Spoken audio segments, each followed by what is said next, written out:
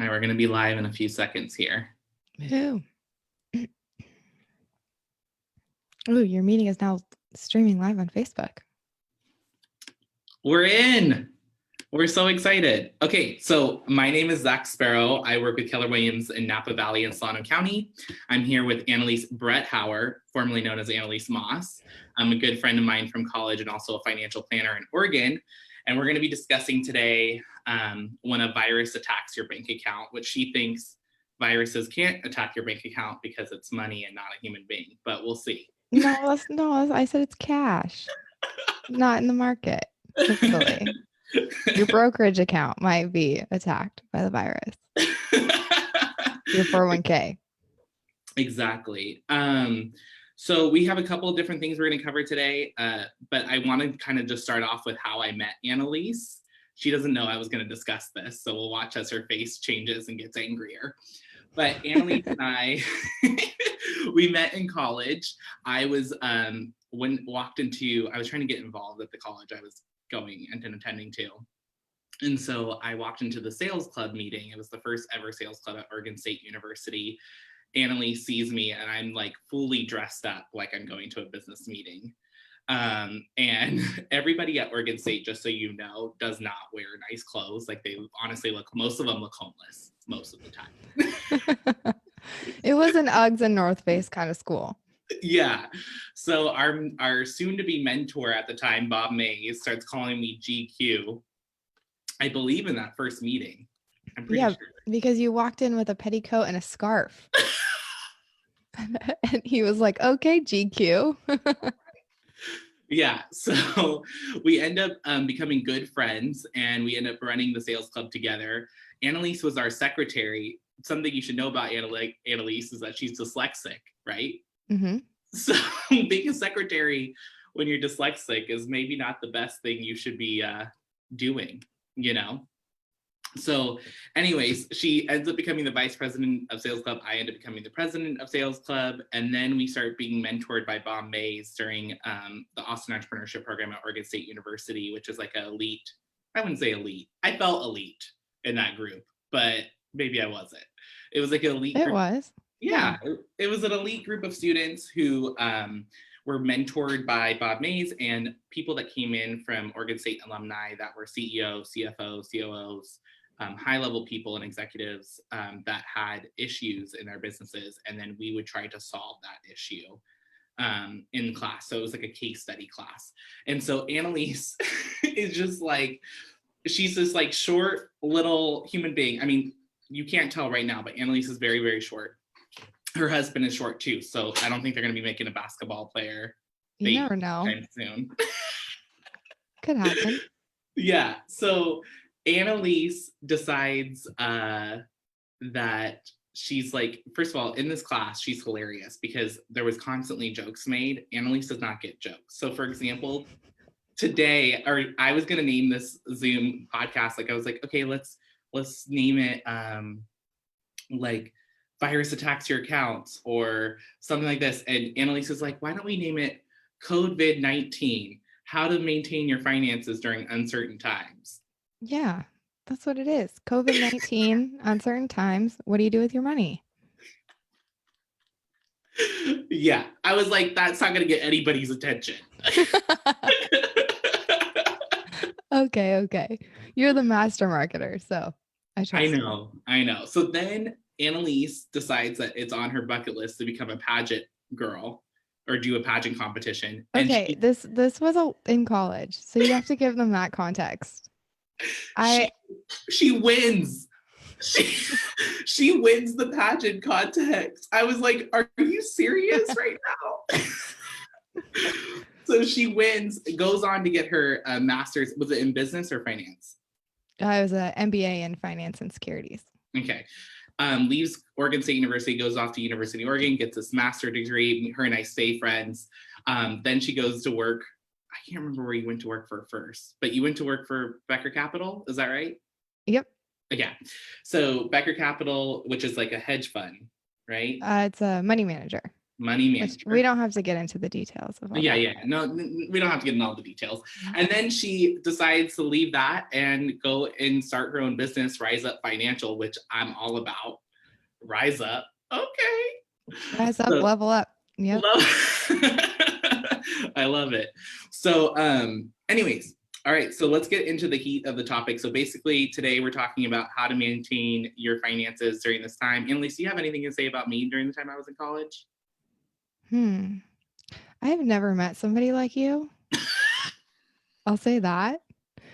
And there was a kind of a turning point in our relationship where starting a club at a large university is hard. None of us knew that until we started doing it. And so I think there was like 6 of us in our founding member group, and it came down to just us, just Zach and myself. And I remember We had a good attendance. We had good attendance. We did. Yeah, we did. Because you're really good at making it engaging and interesting and funny, and I'm less good at all of those things, but I can You're very kind of good at money. You're very good at I've got the money stuff down and I can kind of keep us on track. But anyway, so for all of you that know Zach/GQ, you know that he's always a good time. Exactly. Yeah. Yes. That's why I chose to live in Napa Valley, so we could drink more and have more fun. Okay, so all right, let's get into this. So I have my first question for you. My mom, I'm just gonna lay it out there. My mom, my uncle, people have been contacting me. Oh my gosh, I've lost $50,000 in the stock market. Oh my gosh, my retirement accounts are down $150,000. Oh my gosh, my accounts have dropped to $70,000, right? Mm-hmm. And they're watching their retirements dwindle at an age where they should be really actually concerned that money has dropped so much, because they may be getting closer and closer to retirement. Mm-hmm. So I guess the question should be, what would you be telling them as like a financial planner to be doing right now? I'm going to break this question up into 2 parts, because the answer for somebody who is within, let's say, 5 or 10 years of retirement is different than somebody who's our age, who's going to be working for another 30, 40, maybe 50 years. So I'll start with your question first. Someone who's closer to retirement. And really, this brings up the question of, is their asset allocation set appropriately? An asset allocation is really how many stocks versus how many bonds do you have in your 401k, in your portfolio? And that determines the risk. How much risk are you taking? So stocks are typically more volatile than bonds. So the larger number of bonds you have in your portfolio, typically in situations like this, the less your portfolio will go down. And in the last 10 years, we've been in a bull market. So in the same sentence, same token, a portfolio with more bonds will go up less than a portfolio with more stocks. Does that make sense? Yes. Okay. So if you're having trouble sleeping at night, then the closer you get to retirement, the less risky you want your portfolio to be. So the more bonds and the less stocks you want to have typically. And so if you're experiencing losses that are feeling very uncomfortable, then that may be an indication that your asset allocation is not set appropriately. So when we're setting asset allocation, we're looking at 2 things: your time horizon, so how long till you need the money, and your risk tolerance. How much of a downturn can you withstand? Can you stomach? So that's really the conversation to be having with everyone. Somebody who is in our category that has a long time till retirement. I'm retiring early. Okay, so when are you planning to retire? I'm kidding. I plan on actually working for the rest of my life, but I'll probably be having a lot more fun when I hit like 55. Yeah. I'll probably just like be sipping coffee and calling you and bugging you while you still have to work. I think the 2 of us are the type of people that may never, quote unquote, traditionally retire, because we love what we do. And we'll always do it to some extent. But to answer your question, if you have a very long time horizon, it is healthy for markets to go through cycles. We, especially you and I, the last time, 2008 was a long time ago. We were a lot younger. We probably didn't feel what that felt like. And so we've been in this the longest bull market that the market has ever seen at this point. Well, at least we were. And so don't worry, leave your 401k alone. It don't touch it. The last thing you want to do right now is need that money. So if you were thinking of going and, taking a one-time withdrawal from your 401k to buy a house for the first time, push pause right there, that sort of thing, because you haven't locked in your losses until you sell. So you want to be able to set your asset allocation appropriately based on your time horizon, your risk tolerance to ride these waves out, because there will be more. I think that was, you haven't set your losses until you sell. Was that what you said? Yep. You haven't locked in a loss until you've sold. That's an aha moment. If I was Oprah. That light bulb moment. Yeah, that was good. Because honestly, if you think about it, like, people are so worried about their losses right now. However, they're not actually selling those stocks to afford their lifestyle at the moment, right? Yeah, you don't want to invest any money that you need. I personally, when I talk to clients, that you need in the next 5 to 7 years in the market. Mm-hmm. That should be long-term money. You should be, setting your asset allocation appropriately so that you can ride these waves. So you still have the same number of shares as you did before, so long as you don't sell. And markets historically have always come back and have earned a lot more than they've lost over time. So you need time on your side, and you also need somebody to kind of walk you back from the edge. Yeah. Well, I think, one second, I'm going to close my door because obviously I didn't think and prepare ahead, and I thought I was going to be in my office alone. I am in my office alone, but my entire office building is not alone. So let me close this real quick.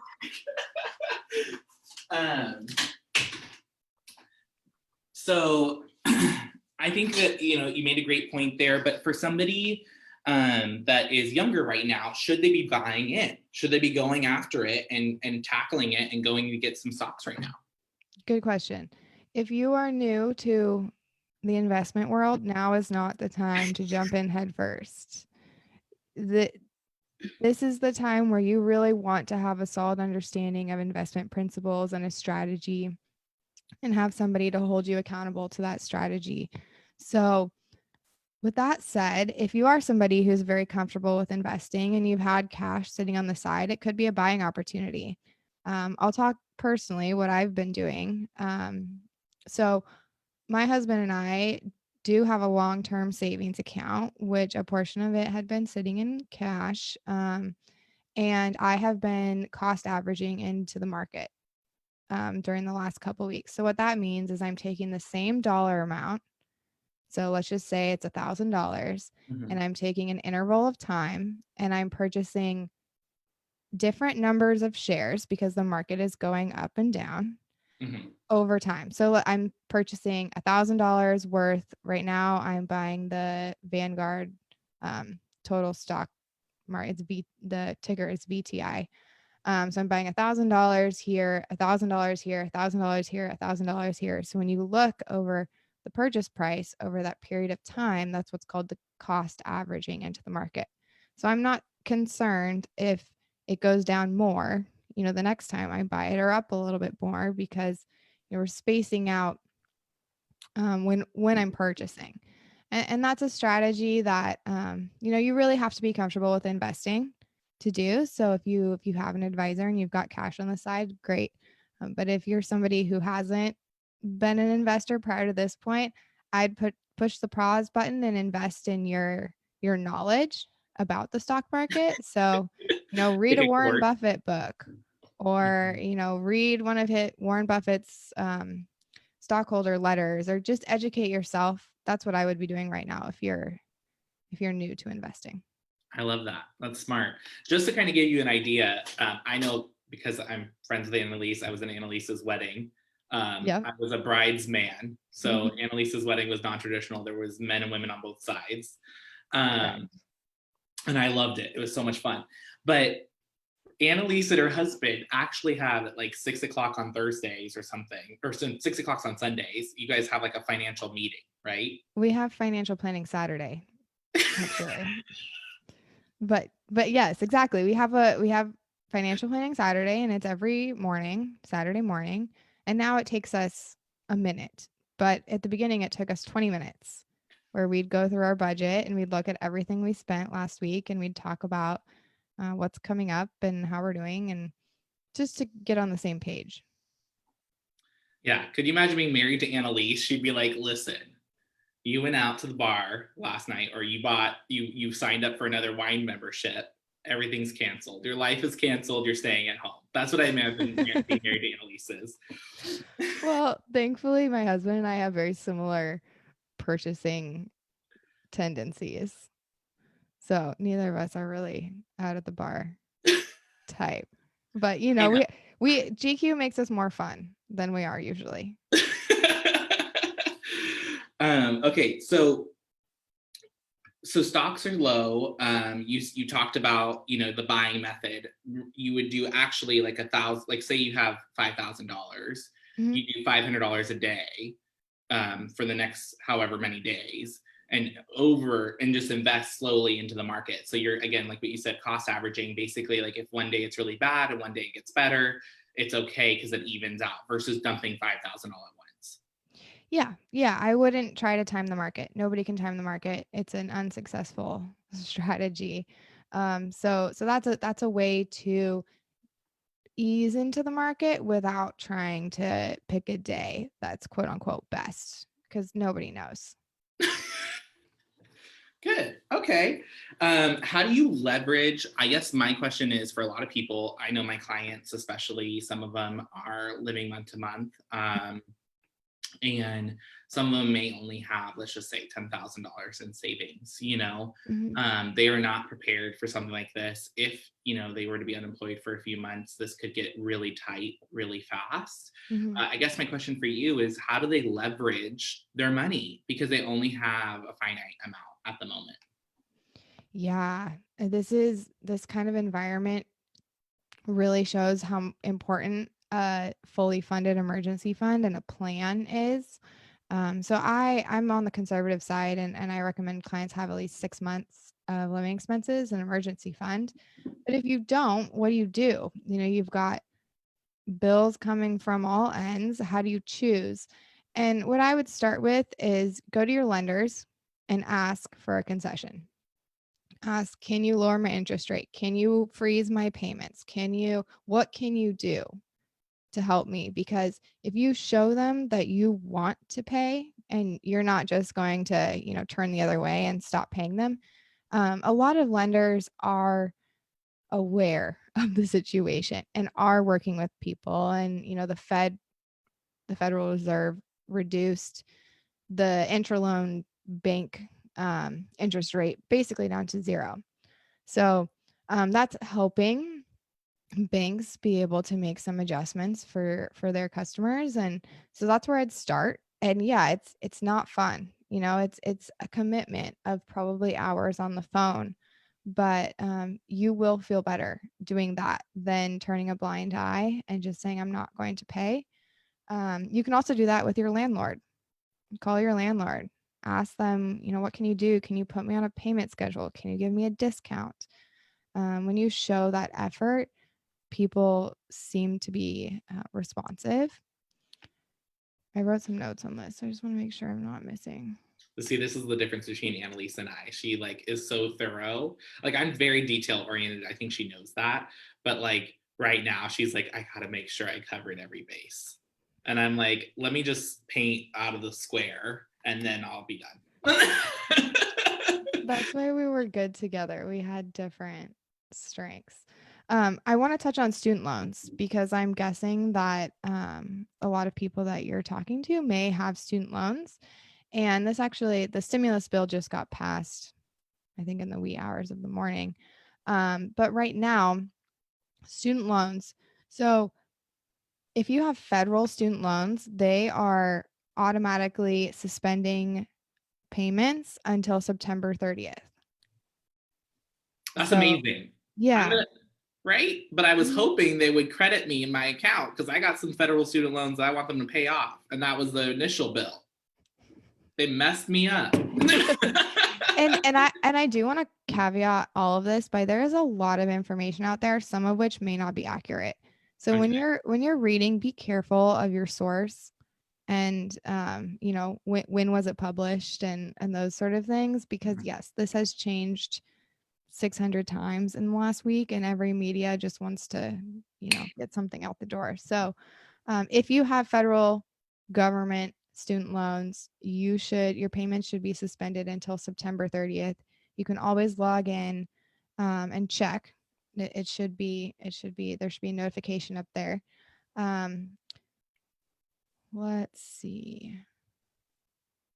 Now I forgot the question. Oh, what do you do if you don't have your You're money? leveraging money. Like, I Yeah. think so many people, they just have such a minimal amount of savings. And I Mm-hmm. hate to say this, but part of this is not their fault. I think that, especially here in California, life is very, very expensive. Our Mm-hmm. mortgages are very expensive. Yeah. Um, our buying gas is more expensive here. You know, Mm-hmm. everything is more expensive. Yeah. And people just don't make enough money to have 6 months of savings, right? I wish there was like an insurance out there that you could purchase that, like, if something like this were to happen, you could, you know, ask. Go I'm ahead. sure Is there an insurance? I'm sure there is, but you'd have to pay for that too. So I would I'd recommend, you know, I really feel like saving is about the habit. So yes, 6 months is a big number and it's a long-term goal, but that doesn't mean that you shouldn't celebrate your short-term successes. So if you set up a savings account and you automate $10 to go twice a month into it, that's a win. And every couple months you increase it, so it goes from 10 to 15 to 25, you won't miss that money. So Mhm. it's really creating that habit, and before you know it, you know, if you did that 5 years ago, you probably would be set to go.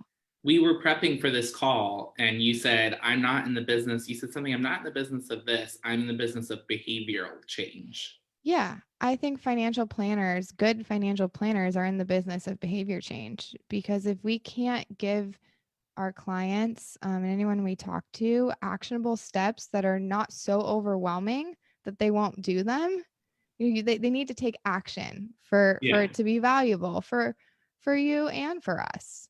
And so I'm very cognizant of that when I'm talking to somebody and taking into their consideration how they view things, their specific situation, their money personality, before making a recommendation. So of course we're talking generally here. Yes, of course. Yeah. But I think I would say 90% of the people I meet do not, uh, they don't have that behavior, right? And I don't think it's ingrained in our culture. I think the more money people make, the more money they spend, Yeah. right? Yeah. Versus, you know, they reach a limit of $100,000 income per year for their household. And then anything after that, they're going to start saving and putting away and banking. Yeah, absolutely. And you have to start with the awareness. You know, a lot of people, it's too overwhelming for them to even have the awareness. And it's a catch 22, because once you have the awareness, once you've put everything, you know, on a piece of paper in the same spot, you actually feel better. Yeah. It's harder to do it than it is once it's done. You know, it's not as scary when it's all there versus when it's, you know, floating around in your head. So, the awareness comes first, then the habits and the systems to support the habits come second. What is part of, and we're kind of going off topic here, but what is part of that awareness? What should people be doing when they're aware? Yeah. So one way that my husband and I, what works for us, is Financial Planning Saturday. So it is a time designated every single week, and you don't have to have a spouse. You know, you can have Financial Planning Saturday with yourself, I or mean, yeah. how much did you spend? Exactly, exactly. And actually, I think I'm going to record a podcast about this. I was listening to some research about how when you talk to yourself in third person, so Mhm. not out loud, but in your head, when you use your own name, it can allow you to make better decisions because you're thinking about the decision as a friend, you know, and versus the highly emotional state that you may be in yourself. Mhm. So looking at, yeah, just thinking to myself, okay, Annalise, what do you have? What expenses do you have coming up? Or, you know, okay, Annalise, let's look at the credit card every single day. just to kind of help you get in those habits. But so awareness is having a habit of looking at your spending. Yeah. And I think part of it, you said one great thing. A lot of people don't open up their bank account on their app on their phone. Yep. Simplest thing you can do. Yep. Also, I downloaded Mint. I don't know if you support it or not. Yeah. But when I looked at how much I spent on groceries, I was shocked. Or sorry, groceries and restaurants, right? My restaurant bill is like a mortgage. It really is. And I love taking people out to eat. I love taking people out to drinks, but like at the same token, I have to be careful, and especially during this time. Obviously, you know, we want to support local, but we also want to make sure that we have enough money, and that's part of leveraging your money right now. As a young adult or even someone who's older, is yes, you want to support local and do all those things, but if you are unemployed or you've been laid off, you need to really start rethinking your spending, because that job may not come as quick as you may hope, right? Yep. So once you have the awareness, once you have the habit of, literally, I tell people that are really struggling with this, just open the app. Don't even tell yourself, I'm going to look at it. Just tell yourself, every day when I wake up in the morning, or every day when I go get my lunch, I am going to open my Chase app, or, you know, whatever bank you have, my Wells Fargo app. And you will start to look at it, because you will get comfortable with opening up the app. And then you can take the next step. Okay, I'm going to click on the account. Okay, I'm going to scroll through the transactions. So just kind of finding those simple ways is an important for creating a lasting habit, because it doesn't, if you do it once and never again, you know, that's a problem. You're like, I had $100 yesterday. I don't know what I got today. Yeah. And that, actually, I lost my train of thought, but I remembered it. Once you have the awareness, and once you have an understanding of what you're spending, then it goes to, what are your priorities, and are you spending in accordance to your priorities? Because if your priorities of socializing, if that brings a lot of nourishment, fulfillment, happiness to your life, then yeah, exactly. Then yeah, that chunk of your budget should be larger than somebody who saving into their 401k or investing or something. If that provides them nourishment and happiness, then, you know, it's like, it's a balancing act, and it's personal for everyone. There's no one size fits all. Yeah. And what I love about you, Annalise, is that you're very much like, how much value does that provide to your life? How much nourishment does it give you? Versus, you know, scolding people and being like, you shouldn't be going out to eat. Like, how much nourishment is that giving you, and how much could you do and get the same amount of nourishment, in my mind? Yeah. Like, there's an excessive amount, and then there's a should be amount or average amount for what I do in my business and how I take care of people. Yeah. And I have hard conversations with people all of the time, but it goes back to, we're in the behavior change business. So, you know, if I can't help you change your behavior to make smarter money decisions, whatever I say to you, if it goes in one ear and out the other, it's not useful. Yeah. You know, so yeah, and truly, where I get my love for financial planning is watching people make that shift. So that's my motivation. Yeah. What I love about Annalise is you, like, I was complaining about something with my credit card, and you were like, let's just call them right now.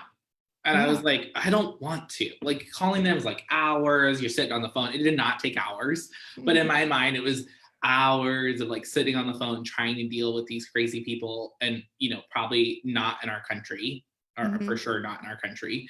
And like, they have these scripts, and you're like, I just need you to fix this one thing. Like, can you just fix this? And they're like, they just repeat their script again. But Annalise is so good at like prepping that and just being like, we're going to do it right now, because that is like a behavioral change, like recognizing maybe how much easier it really truly is. In that case, it wasn't that easy. Yeah. And to be honest, it usually isn't easy, but, and I didn't fix it. You know, you had to follow up after.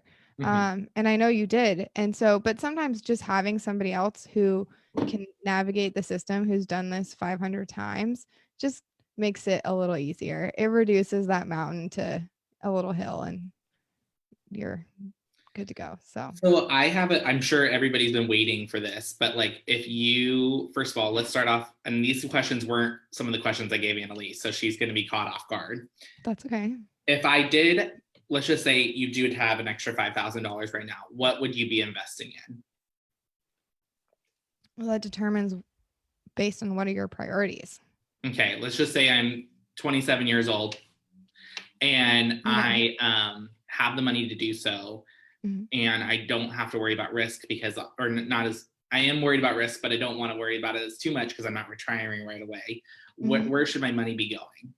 What stocks? So I don't pick individual stocks, if that's Okay. what you're getting at. I am a fan of low cost ETFs, exchange traded funds, which essentially are similar to a mutual fund, which more people are familiar with mutual fund. It's just a basket of stocks. So think about like it's almost Easter, an Easter egg with a bunch of jelly beans in it. And Okay. you just bought the Easter egg that has, the peach and the pear jelly bean and whatever. Those are the different stocks. So think about an ETF similar to that. That's a mutual fund, but it trades constantly throughout the day. So mutual funds only price once a day, and I'm not going to get into any of that, but there's some reasons that for transparency and clarity and even price, ETFs can be a good way to go for somebody who just wants to invest in the market. So there's many options, and a lot of them you can either trade at no cost. And so there's a fee for the ETF, but the actual trade, like Schwab, I think Fidelity, even E-Trade is doing no cost trades. So anyways, you can choose a S&P 500. Mm-hmm. So that's essentially it's weighted based on how big the company is. So the biggest companies in the S&P 500 hold the biggest percentage of that index. Mm-hmm. Or you could choose a total world. Vanguard has a total world ETF. Anyway, so I'm not somebody who's going to give you individual stock picks. It's not what I do. Yeah. And there are people who will do that, but you want to have a diversified portfolio. Okay. And then if you had a crystal ball with this economy, what is your gut saying is going to happen? Because I was asked this question yesterday, so I'm asking you the same thing. Yeah, and the reason I'm looking up is I'm thinking, okay, from a compliance perspective, what can and I not say? Look, the economy will recover. When is the big question mark? So I don't think this is over shortly, but I do think that people are finally taking this seriously, and that helps. So when we start to see, the government getting it all together, getting the stimulus bill, getting people paid, getting people back to work safely, not just back to work because they're worried about the economy, but back to work safely. Those things, the market doesn't like uncertainty. So the market will react positively when there's less uncertainty. So the more of these things that right now are super uncertain become more certain, generally that can be an indication that the market is going to react positively. And the same is true on the opposite. So if we end up with, a bunch more cases of corona and certain states aren't taking it seriously, the market will react to that too. So I'm sorry, I can't give you a specific answer. That was a very political answer. I think honestly, like if you wanted to run for governor, I think you could win, honestly. I don't want to run for governor. I just want to help people with their money. Okay, large purchases this year, and then we're going to start wrapping up this call. So large purchases this year, like homes or cars, big purchases even during this next month or a couple months. What do you expect, or what would you advise to as a financial planner? Yeah. So I'm going to make an assumption here that there's two different groups of people. There's one group that has methodically gone through all of their spending, thought a lot about this purchase, has it all figured out, has a plenty of emergency room buffer. their job is really secure. For that group of people, I would say business as usual, because if you can comfortably afford one of those big purchases, I know car dealerships right now are offering some really attractive financing deals. The mortgage market, although there's some liquidity issues, mortgages are at historic low interest rates. So if you're prepared and you've got a buffer and it's comfortable, then it could be a really good time to make those purchases. If you're in the other group of people that either one, making the purchase is straining for you and it was pushing your boundaries and you knew it, or number two, you hadn't really done the research to know whether it's going to strain you, then just push pause and spend the time understanding where you're at. What's your job security look like? How much do you have an emergency fund? It's not to say, you're not giving up on your dream of, buying the new car, buying the house. It's just pushing pause until you can get on your feet. Because the last thing you want to do is add more financial stress in a time like this. Totally. Yeah. And I think as an agent, just on my perspective on that, yeah, this is a time, just like you said, the dealerships are offering crazy incentives. I think this is going to be a time that as a seller will have to offer those incentives for those buyers to show up. And so you may be able to get the house in the neighborhood you wanted that you couldn't get before, Yeah. And if you are financially ready and you have a job that is stable, then you should move forward with that. Okay. So you had like 10 things to do right now. And that's a lot. So yeah. I'm going to tell people which ones are important in my mind. You can say that they're not, but whatever. So Annalise created a 10-point list of things that you should be doing right now. Right? Can I share screen? Does that work on here? I think so. Okay. Let's go down to the bottom, share screen. Oh yeah. Okay, cool. Hold on. I'm just going to make it so you don't see.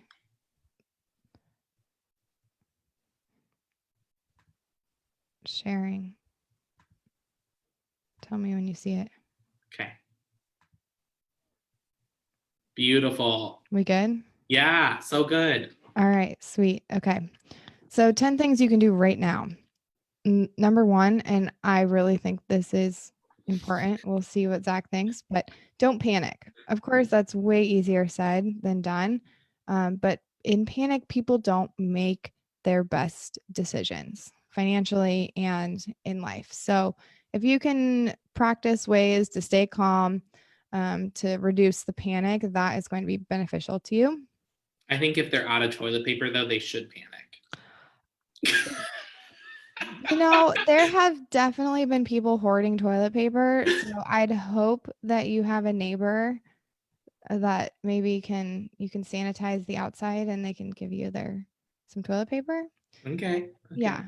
Yeah. Probably more of a concern for women than men, I'll be honest. But anyways, we'll move forward from the TP. All right. So number 2, make a plan. Planning really eases fear. So that kind of links up with number 1, helps you reduce panic. Number 3, review your plan with a financial planner.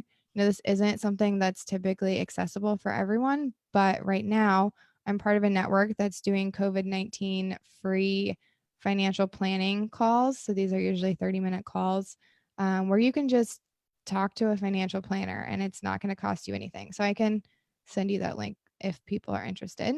Absolutely. Number 4, review your budget and cut unnecessary expenses. So if you don't have a budget, this is a great time to make one. Annalise looks at me because she knows I work on a very fluid budget. I know what I spend, but that was not judgment. That was not. I saw the eyes. It was not judgment. It was. I was looking at you saying like, can you say this one's important?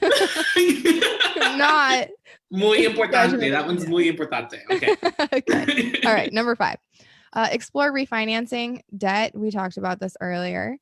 Number 6, be careful not to invest short-term money into long-term investments. So the stock market is a long-term investment vehicle. Do not invest short-term money in the stock market. Okay. Number 7, keep the long-term front of mind when you're making long-term investments. So goes back up to number 1, don't panic. If you've invested appropriately and your money is, you don't need it for a long time, then ride this wave. You're going to be okay. Number 8, we've talked about a lot. Make sure that your rainy day, your emergency fund is funded, ideally 6 months, but start with $1 and work from there. Number 9, look for opportunities to use your skills in creative ways. So this kind of goes over to this darker purple box here, circle. You can work to use your skills online. So you could teach English online, get paid to test products, share your skills with a homeschool community, or do a freelance project. One that's not on there that I just saw last night was you can watch videos and make written transcripts of them. That sounds really fun. No, none of this is really fun, but go transcript.com, rev.com, or speechpad.com. We'll all pay you to do that. Okay. And finally, number 10, take this time to educate yourself about money management and investing principles. So read a Warren Buffett book. Yes. That one's important because right now, like, I'm doing a lot of continuing education as a real estate agent, and trying to work towards my broker's exam. But that one, I think what you said just in the beginning of this call, like, if you have time to read a book right now from Warren Buffett, I know it may not be the most exciting read, but you'll probably learn a ton. Yeah. Yeah. Read a blog, watch a video. There's so much out there. Be careful because there is bad advice out there too. But yeah, expand your investment knowledge. Exactly. So, Annalise, people can contact you, right, if they needed financial planning? Sure. Yeah, absolutely. Okay. The best way to reach me is email. My email is Annelise, ANNELISE, at riseupfp. FP stands for financialplanning.com. You can also call me 503-467-8989, or go to our website, riseupfp.com. I love it. riseupfp.com. So again, thank you so much for doing this with me and me bothering you. As you can tell, Annalise is the humor part of you, I think is hilarious, but other people may not think it's so funny. Do I have a humorous part? Yeah, you do. It's just a little dry. It's weird. It's a weird. But if anybody needs to get in contact with her, you can go ahead and reach out to me also, and I can get you in contact with her. She's a great friend of mine from college, extremely smart and intelligent, way smarter than I am. And what's nice is we are accountability partners, even though we're in separate industries. So we talk to each other quite often, probably like once or twice a month, to discuss where our businesses are right now. Yeah. And so we are definitely close. So if you need anything at all, just reach out. And thank you so much again. Absolutely. Thanks so much for having me. I could talk about this stuff all day. So reach out to either of us, and we'll be happy to either help you or get you somebody who can. Awesome. All right. Thank you, Annalise. Bye. Bye.